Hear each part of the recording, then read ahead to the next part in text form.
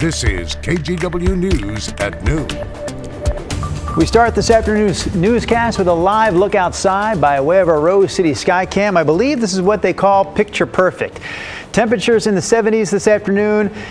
Light clouds in the sky. For more on today's weather, we turn it over to Chris McGinnis as we say good afternoon and welcome to the News at Noon. And good afternoon to you, Drew. Let's take you up to Timberline Lodge and we'll point south towards Mount Jefferson and the Three Sisters. It's always great and a sign of good air quality, right? When we can see Mount Jefferson and then farther to the south, the Three Sisters, which are, a good 80 to 100 miles away, right? So nice clear air up there for the most part.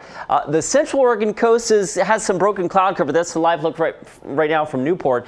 And then as we take you to the North Oregon coast, it's raining. So there are some places that are seeing a little drizzle and light rain this morning. This is the Astoria Column sky camera. That's the Megler Bridge off of the distance. And again, a couple of sprinkles along the North Oregon and the South Washington coast. We've had some light sprinkles up around the Nacelle Ridge, Long Beach Peninsula, and sprinkles as far south as about Manzanita. Pretty far, well, I should say, no rain being reported south of that. And these sprinkles are likely to stay at the coast and in the coast range for the remainder of today.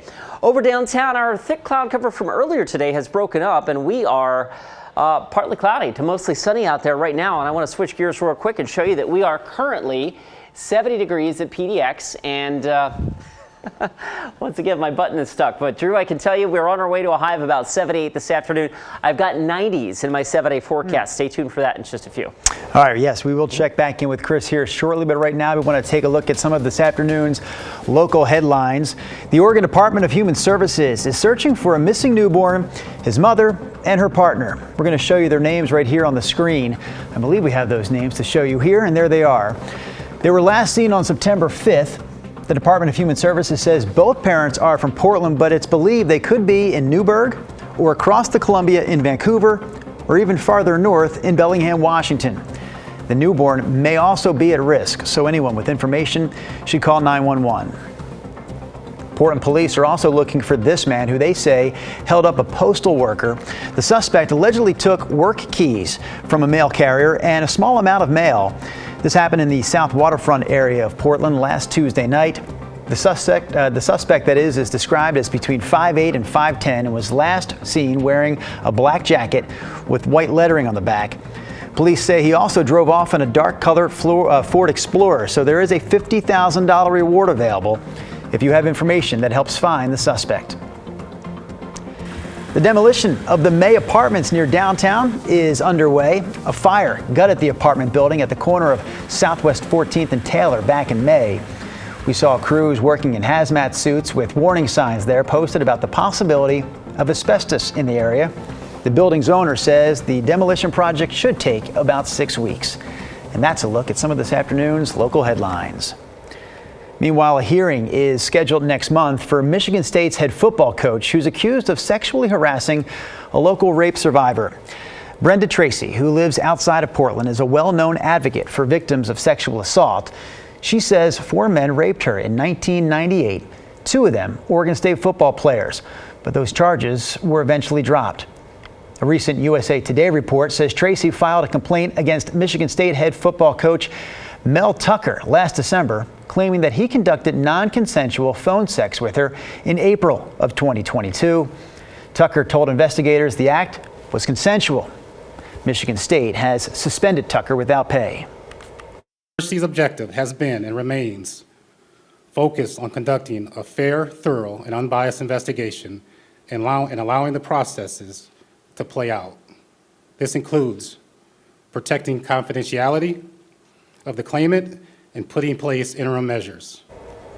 There's a hearing scheduled for next month that will determine if Tucker violated school policy. We're also hearing from friends of one of the teenagers who was stabbed at a MAC station in what police are calling a racially motivated attack. A 17-year-old named Damien was one of those 2 teens stabbed on September 2nd as they were getting off a MAX train in southeast Portland. Damien's family asked us to only use his first name. Police say Adrian Cummins, a 25-year-old homeless man struggling with addiction, yelled racial slurs at the teens before he attacked them. Cummins' lawyer says he was high at the time. Friends of Damien tell us he is out of the hospital at this point, but he can't leave his home and still has a long road to recovery ahead. The focus is for him to heal from the surgery since he bled into his heart and chest cavities.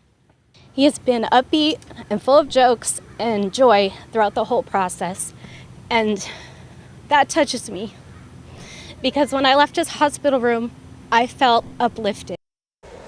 Damien was supposed to be starting his senior year at Park Rose High School. Right now, there's a GoFundMe set up for his family. They say they're hoping to raise enough money for a car for Damien so he never has to ride the Max again. We have a quick update for you this afternoon on the Camp Creek fire. It is now 35% contained. It's also burned more than 2,000 acres in the Bull Run watershed east of Portland in the Mount Hood National Forest. It's also the city's main drinking water source. Officials say Portland's water, though, remains safe to drink. Almost 600 people continue to work that fire. Clark County has become a leading example for first responders looking to coordinate across jurisdictions. So it all started with a vacant fire station on the responding line between Clark Cowlitz Fire and Rescue and Clark County Fire District 6. But now, Station 151, as it's known, is fully staffed by crews from both Clark Cowlitz and District 6. Clark Cowlitz Fire Chief John Noor says the full-time staff allows them to serve the community full-time. And as we're moving the patient to the ambulance, I look across the street and there's an empty fire station. And that obviously is the most dramatic example of not doing the right service for our folks. And so at that point, it was time to say, what are we going to do to help staff this station? Chief Noor added that Station 151 is critical at this point to ensure good response times as that community continues to expand.